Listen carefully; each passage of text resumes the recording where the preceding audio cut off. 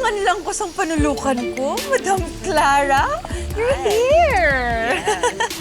Actually, I personally came here to ask if you want to be the new face of my beauty empire. Gusto ko na kasi magpalit ng endorser. Ah, gusto niyo na pong palitan si Venice?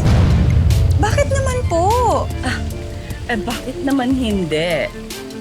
I'm sure you've already heard yung mga chismis about her. You know, the rumors, yung tension sa marriage nila. Pati yung alleged na mistreatment niya sa mga dati niyang staff.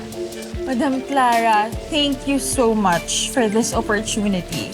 Naku, I promise you, hindi ko po babahiran ng kahit anong masama o ng kahit anong kahihiyan yung pangalan po ninyo. Hindi kagaya kay Venice. That's good. Sige, pa-coordinate ko na lang yung mga staff ko sa'yo about sa talent fee mo sa endorsement. Okay? Yes, thank you so much, madam. Alright. Ingat po kayo.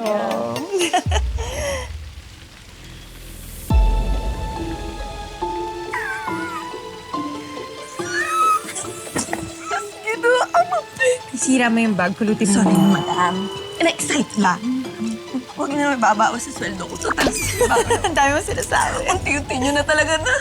Susulot lahat kay Venice. Of course, first, I'll take her career and make her run for her money. And then next, I'll go after her husband. Go for the gold medal!